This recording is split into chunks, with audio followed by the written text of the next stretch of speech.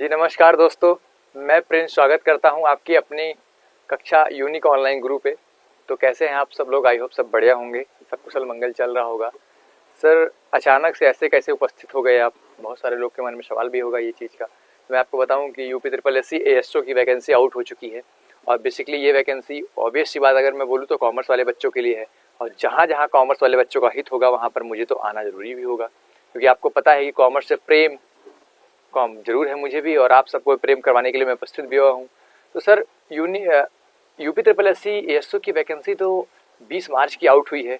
आज की डेट में आप क्या कर रहे हो? आज 26 मार्च के दिन में ये वीडियो को रिकॉर्ड कर रहे हो आप। ऑब्वियसली बात ये रिकॉर्ड हो रही है, उसके बाद आपको मिलेगी। तो 26 मार्च के दिन आज क्या कर रहे हो आप? तो सबसे पहले आप सबको, आज 26 मार्च है, रामनवमी है, तो उसकी सबसे पहले आप सबको हार्दिक शुभकामनाएं। जय श्री राम। सभी को हार्दिक शुभकामनाएं, सब मंगलमय हो आपके जीवन में, ऐसी कामना करूंगा। तो सबसे पहले मैं आपको बताऊं, UP triple S C ASO की वैकेंसी बनाने के लिए मुझे जरूरत भी नहीं पड़ती, क्योंकि यूट्यूब पर बहुत सारा कंटेंट अवेलेबल है। बहुत सारे लोगों ने, बहुत सारे भाइयों ने, बहुत सारे लोगों ने बनाया है, उसके बारे में सारी चीजें बताई भी हैं। लेकिन कुछ मिथ आ जा रही है, उस चीज को मुझे क्लियर करने के लिए उपस्थित होना पड़ा कि भैया नहीं, थोड़ी मिथ है, उस चीज को क्लियर कर दिया जाए जिससे डाउट चीजें ना रहे। क्योंकि बच्चे एक क्या होता है ना, मिथ में पड़ जाते हैं ना, तो बहुत सारी चीजें भटकते रहते हैं, यहाँ जाए वहाँ जाए। तो आपको पता है, ऑब्वियस सी बात है, अगर मैं वीडियो 6 दिन बाद लेकर आ रहा हूँ तो सारी चीजें रिसर्च करने के बाद ही आपके सामने लेकर आया हूँ। आप थंबनेल में जैसा देख पा रहे होंगे कि आपको एलिजिबिलिटी, सिलेबस सब कुछ बताया जाएगा, कहाँ से पढ़ना है, कितना पढ़ना है, पेट कट ऑफ क्या जाएगी, ओ लेवल की समकक्ष योग्यता क्या होगी, सारा नोटिफिकेशन भी दिखाऊंगा। ओ लेवल की जो समकक्ष की इक्विवेलेंट आया था वो मैं खुद से जनरेट नहीं करके ला रहा हूँ, वो शासनादेश जो करिकुलम आया हुआ है उसके अकॉर्डिंग बता रहा हूँ ओ लेवल की योग्यता क्या है। तो पहले देख लेते हैं कि यूपी ट्रिपल एस सी की वेबसाइट पर एक नोटिस जारी होती है 20 तारीख को, 20 मार्च को, कि भैया जो आपकी उत्तर प्रदेश अधीनस्थ सेवा चयन आयोग की तरफ से कि हमारी जो वैकेंसी है ASO वाली, सांख्यिकी अधिकारी वाली, सहायक सांख्यिकी अधिकारी की, वो आउट हो चुकी है।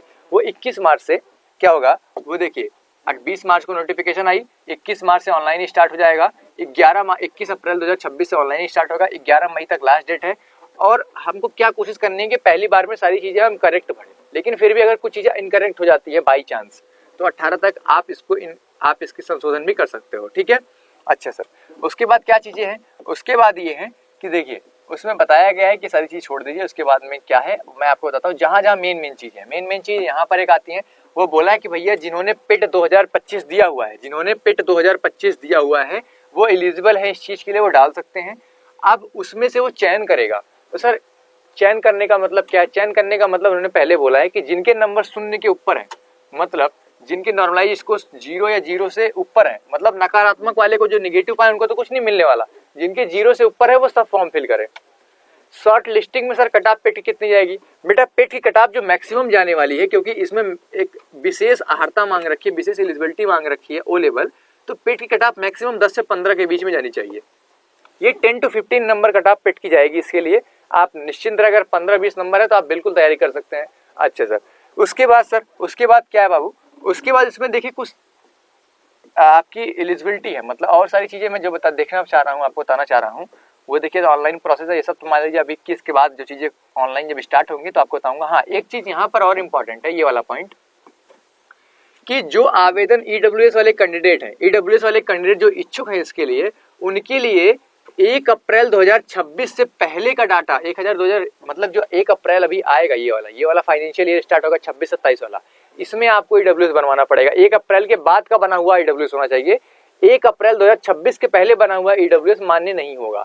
मतलब सर EWS जो आप बनवाओगे वो 1 अप्रैल 2026 के बाद बनवाओगे, तो वो कब तक चलेगा सर? 1 अप्रैल 31 मार्च 2027 तक के फाइनेंशियल ईयर के लिए चलेगा, ठीक है।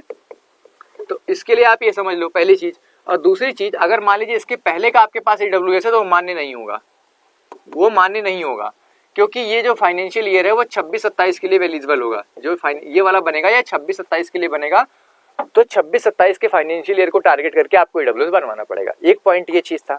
तो मतलब आपको EWS नया बनवाना पड़ेगा, इसीलिए उन्होंने 21 अप्रैल से फॉर्म स्टार्ट किया है कि 20 दिन का टाइम रहेगा, आप बनवा लोगे बहुत आराम से, ठीक है। उसके बाद सर इसमें कुछ चीजें हैं, इसमें एलिजिबिलिटी क्या है वो मैं आपको बताऊं। मैं फॉर्म इसलिए लेके आया हूँ, आपके सामने जो नोटिफिकेशन आया उसी से दिखा रहा हूँ आपको सारी चीजें, सारी की सारी नोटिफिकेशन, ठीक है। एप्लीकेशन हो गया, ये सब मान लीजिए जब एग्जाम फॉर्म भरा जाने लगेगा तब आपको सारी चीजें बताई जाएंगी। अभी जो चीजें आपके लिए मिथ है आपके मन में, उस चीज को क्लियर करना बहुत जरूरी है। और आपको बता दो शुल्क की बात करी गई है तो सभी बच्चों के लिए शुल्क जो है 25 रुपये है, चाहे वो SC चाहे वो जनरल हो, EWS हो, OBC हो, SC हो, ST हो, सबके लिए 25 रुपये फॉर्म फीस है। ठीक है, आवेदन शुल्क क्या है 25 रुपये, उसके ऊपर आपका नहीं है, आवेदन शुल्क 25 रुपये है। ठीक है, सबके लिए। सर मेन चीज क्या है, मेन चीज बच्चा यहाँ पर फंस रही है आपकी चीजें, ये है जो मैं आपको दिखाना चाह रहा हूं। देखिए दिव्यांग वाली श्रेणी में इसमें नंबर डाल रखा है, दिव्यांग श्रेणी भी आपको दिखा दूंगा किस किस को दिव्यांग मान के रखा है इन्होंने। और ये सारी पोस्ट है, मतलब जिस चीज के लिए आप पागल हो वो चीजें तो मैक्सिमम यही है। ठीक है, ये देखो आपकी एक चीजें है सहायक सांख्यिकी अधिकारी 170 पोस्ट, मतलब टोटल सब परमानेंट पोस्ट है सारी की सारी, सहायक सांख्यिकी अधिकारी, सहायक सांख्यिकी अधिकारी, विशेष चयन अधिकारी, मतलब सबके सब पोस्ट अगर देखी जाए तो लगभग 929 पोस्ट हमारे पास में है। क्या है बच्चा, 929 पोस्ट है। ठीक है, सबके सब अगर पोस्ट, बहुत सारी पोस्ट है बच्चा। और अभी मैं आपको ये भी बता दूं, आपके ज्ञान के लिए, थोड़ी नॉलेज के लिए मैं आपको बता दूं,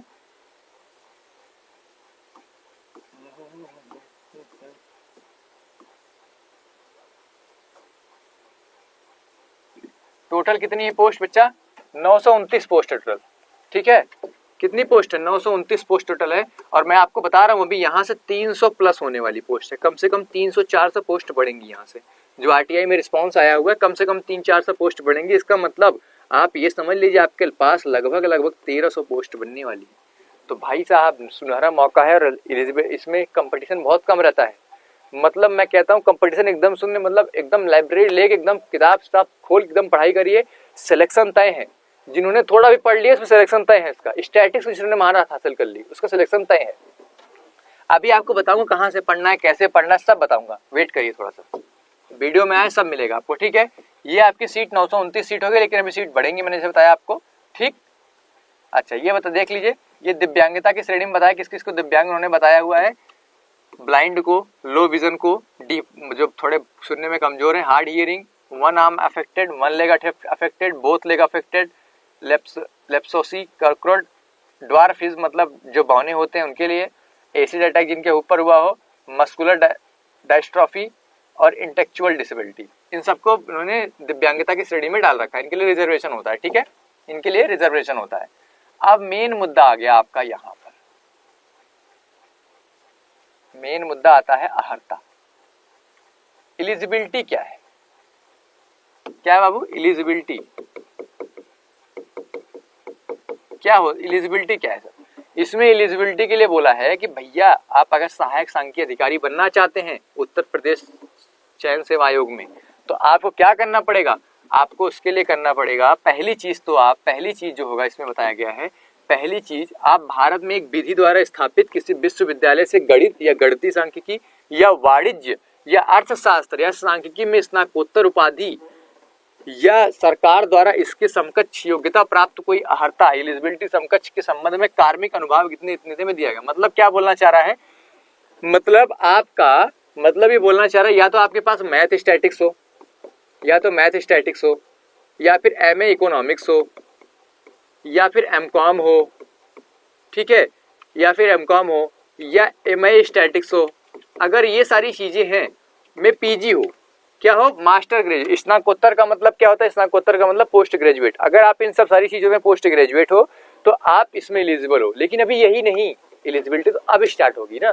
बहुत सारे बच्चे MCOM करके बैठे हुए हैं, बहुत सारे बच्चे MSc मैथ है, MSc स्टैटिक्स है, लेकिन फिर भी एलिजिबिलिटी फंसा यहाँ दे रही है, एलिजिबिलिटी बच्चों की फंस यहाँ जा रही है। बच्चा दूसरी एलिजिबिलिटी क्या बोला इसने कि आपके पास DOE-ACC मतलब जिसको आप नाइलेट बोलते हैं द्वारा प्रदान किया गया कंप्यूटर में O लेवल O स्तरीय डिप्लोमा या किसी, मुद्दा आ गया या किसी मान्यता प्राप्त विश्वविद्यालय संस्था से कंप्यूटर विज्ञान में कम से कम 1 वर्ष का हो डिप्लोमा। और तीसरा है देवनागरी लिपि की हिंदी में आपका हो ज्ञान। अब सर ये 1 वर्ष का डिप्लोमा क्या हो गया बेटा जी, इसने बोल दिया O लेवल हो, जो O लेवल है उसके लिए कोई दिक्कत ही नहीं है। O लेवल जिनके पास उनके कोई प्रॉब्लम नहीं है। जिनके पास O लेवल नहीं है, बहुत लोगों ने बहुत सारे कोर्सेज करके बैठे हुए हैं, तो उन्होंने, आपको मैं दिखाना चाहता हूं, आपको मैं दिखाता हूं, देखिए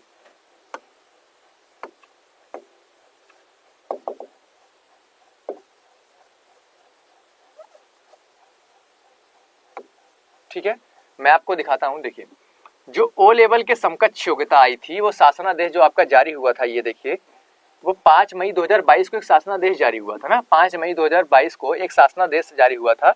कहाँ से जारी हुआ था? ये जारी हुआ था आपका आयोग की तरफ से, उत्तर प्रदेश के आयोग की तरफ से, शासन की तरफ से जारी हुआ था कि भैया यहाँ पर क्या लिख के दिया था, यहाँ पर लिख के दिया था 5 मई 2022 को एक जारी हुआ था नोटिफिकेशन कि कंप्यूटर कोर्स ओ लेवल तथा उसकी समकक्ष निर्धारित किए जाने के संबंध में है। मतलब ओ लेवल के बराबर क्या क्या माना था इन्होंने। 5 मई 2022 को एक नोटिफिकेशन जारी हुआ था कि ओ लेवल के बराबर इन्होंने क्या क्या मान रखा था। तो ओ लेवल के बराबर इन्होंने इतने कोर्सेज दे रखे थे। कौन कौन से सर? पहला था DOAP, diploma office automation and publishing, DOMA, ADC, ADCA, ADCH, ADCP, DCA, DCFA, DCS, DCTT, DIP, DSSA, DISM, DIT। बहुत बच्चों ने DIT कर रखा है, तो वो पूछ रहे थे कमेंट बॉक्स में, बहुत सारे बच्चों ने क्यूरी थी सर DIT वाले एलिजिबल है? बिल्कुल एलिजिबल है। इसमें बोला ना DIT जो 5 मई 2022 का शासनादेश आया है उसके अकॉर्डिंग बता रहा हूँ कि DIT वाले एलिजिबल हैं इसके लिए। DIT, DST, DTP, MDCA, MDCISM, MDIT, MOSP, CINSN, ADCST, ADHN, ADI, ADP, ADSC, AITT, PGDCA। बहुत बच्चों ने PGDCA भी कर रखा है, तो PGDCA वाले भी एलिजिबल हैं। लेकिन PGDCA के लिए इन्होंने एक थोड़ा सा उसके बारे में बता रखा है कि PGDCA कौन है। केंद्र या राज्य सरकार के किसी बोर्ड या विश्वविद्यालय या UGC द्वारा या NICT नाइलेट द्वारा मान्यता प्राप्त सरकारी या निजी संस्थान में 10+2 या स्नातक के उपरांत की जाने वाली कम से कम 1 वर्ष की अवधि का PGDCA आपके पास होना चाहिए। ठीक है, ठीक है। मतलब इतने कोर्सेज डाल रखे, अगर इतने कोर्सेज आपके पास में इनमें से कोई एक कोर्स है तो you are eligible for this form. आप एलिजिबल है इस फॉर्म के लिए, कोई दिक्कत वाली बात नहीं है, कोई मिथ नहीं है। कुछ भी कोई बोल रहा है मत सुनिए किसी की बात। ये मैंने आपको एकदम नोटिफिकेशन दिखा दिया लाके। इसी चीज की रिसर्च में थोड़ी समय लग गया मुझको, मैं नहीं बनाता वीडियो, लेकिन अगर मिथ नहीं फैलाया गया होता तो। लेकिन अब मिथ इतना ज्यादा हो गया कि मुझे बनाना मजबूरी हो गई मेरी, ठीक है, इसलिए बनाया मैंने। अच्छा, उसके आगे देख लेते हैं। उसके आगे क्या बोल रहा है कि जो DIT वाली बात बोली है मैंने, DIT में यूपी डिस्को से आपके DIT का सर्टिफिकेट होना चाहिए, यूपी डिस्के से।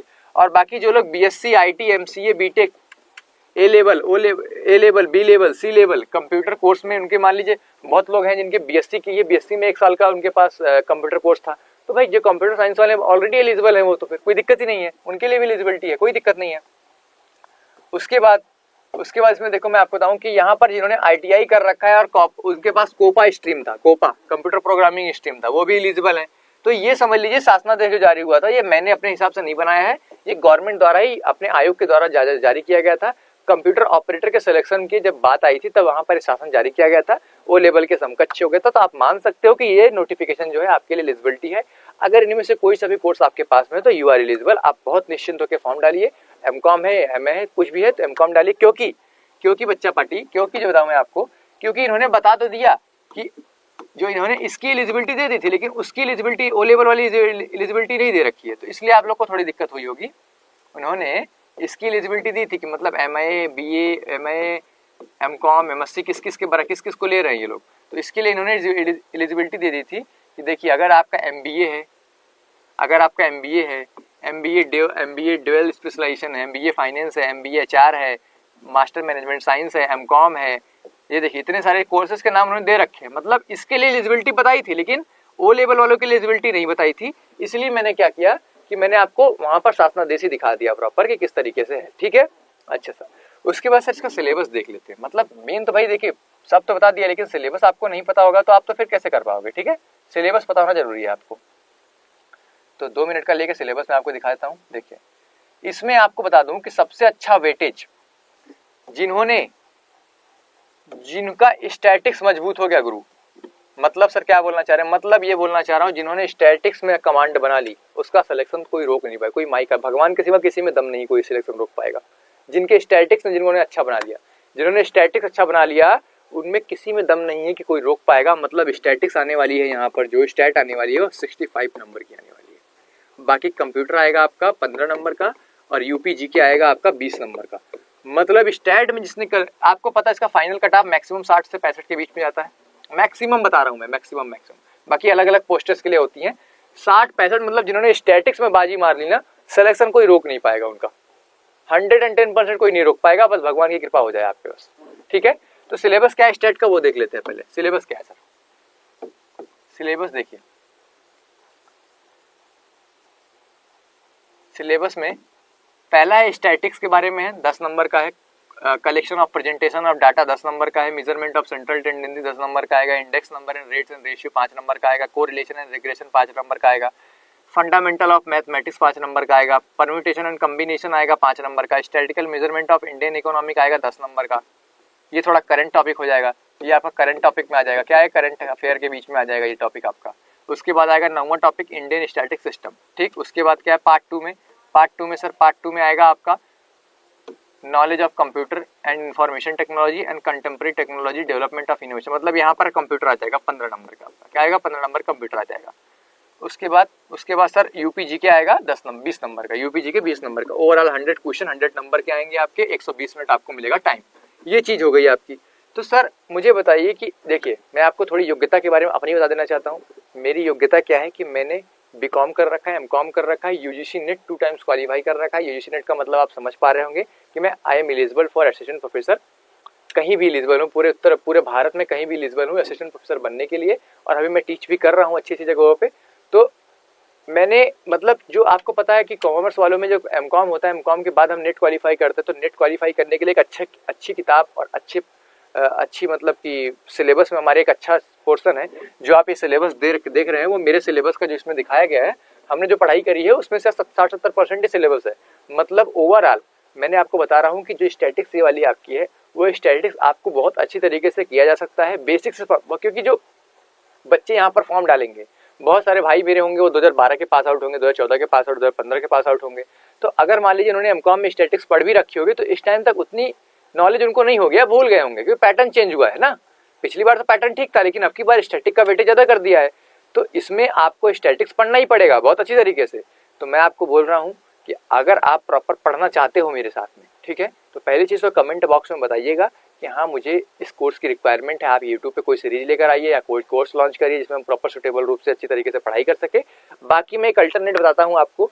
अगर अभी तो आपने मुझसे कोई पढ़ा नहीं है, क्योंकि बहुत सारे बच्चे वीडियो देखेंगे मुझे जानते भी नहीं होंगे, मुझसे पढ़ा भी नहीं होगा। तो मैं आपको बता दे रहा हूँ कि आपको क्या करना है। बेसिकली जिस चैनल पे आप देख रहे हो, हमारा एक चैनल है यूनिक ऑनलाइन गुरु। क्या है, यूनिक ऑनलाइन गुरु। देखिए मैं दिखाता हूँ आपको, ठीक। ये देखिए, ये है हमारे चैनल का नाम। मैं आपको यहाँ सर्च करके दिखाता हूँ पहले, उसके बाद मैं आपको प्लेलिस्ट भी खोज के दिखाऊंगा वहां पर।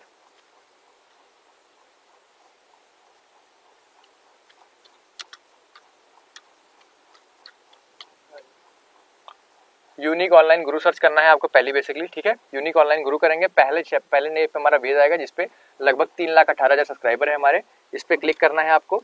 उसके बाद आपको क्या करना है, सीधे प्लेलिस्ट में जाना है। क्या करना है बाबू, प्लेलिस्ट में जाना है बच्चा। प्लेलिस्ट में गए आप, प्लेलिस्ट में आपको क्या दिखाई पड़ेंगे, बहुत सारे ऐसे प्लेलिस्ट दिखाई पड़ेंगे। तो आपको यहाँ पर कुछ नहीं करना, यहाँ पर स्टैटिक की प्लेलिस्ट आपको दिखाई पड़ रही है कॉर्नर पे। यहाँ पर स्टैटिक की प्लेलिस्ट आपको दिखाई पड़ रही है, देखिए वो स्टैटिक की प्लेलिस्ट आपको यहाँ दिखाई पड़ रही है कॉर्नर में। इस पे क्लिक कर देनी है, ठीक है।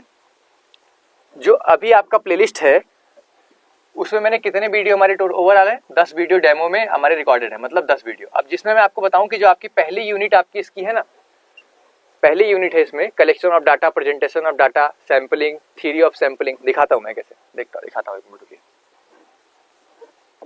देखिए ये आपका जो सिलेबस है, ये देखिए ये आपका जो सिलेबस दिख रहा है आपको, स्टैटिक का सिलेबस दिखाई पड़ रहा है।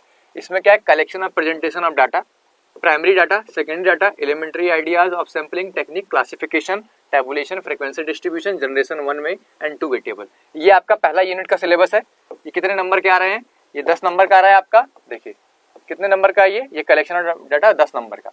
मतलब आप ये कह सकते हैं कि मैंने 10 नंबर का तो ओवरऑल पढ़ाई रखा है यूट्यूब पर। आपको दिखाता हूँ मैं आपको, ओवरऑल मैंने यहाँ पर 10 नंबर का आपको पढ़ाई दिया है। देखिए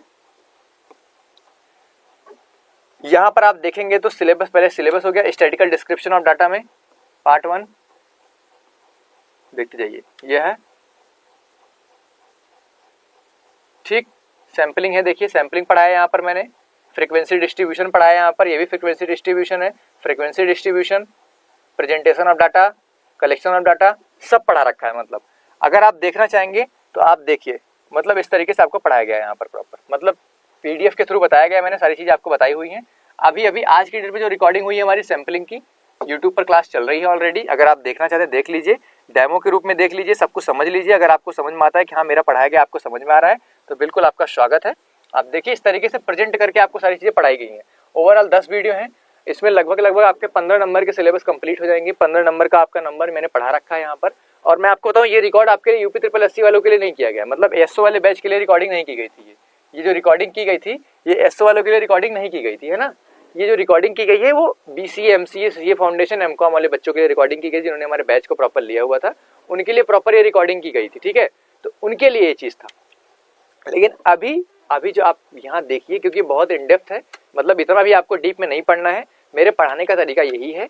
अगर आपका स्वागत है, बाकी कुछ यूट्यूब पर मैं स्टार्ट करना चाहूँगा तो आपको जरूर बताऊंगा। बाकी अगर आपको बैच चाहिए, ठीक है, आप अगर चाहते हैं कि नहीं आपको क्या करना है, सिस्टमेटिक रूप से पढ़ाई करनी है सॉरी सिस्टमेटिक पढ़ाई करनी है, अच्छे तरीके से पढ़ाई करनी है, तो आप बिल्कुल यहाँ पर आके पढ़ सकते हैं। आप आराम से इस पर कमेंट करिए बॉक्स में कि हाँ सर मुझे बैच चाहिए, ये फला फला चाहिए, क्योंकि आपको समझ में आता है कि आपका सिलेबस जो स्टैटिक का एक सही हाथों में है। मैं ऑलरेडी उस एग्जाम में बैठ चुका हूँ, नेट क्वालिफाई कर चुका हूँ, अच्छी नॉलेज भी रख चुका हूँ, और बाकी सीखते सिखाते रहेंगे आपके थ्रू। बाकी कुछ भी दिक्कत होगा आप कमेंट करिए, बाकी कुछ भी बात रहेगी आपको प्रॉपर डिस्कस किया जाए। चलिए, बहुत बहुत शुक्रिया, बहुत बहुत धन्यवाद।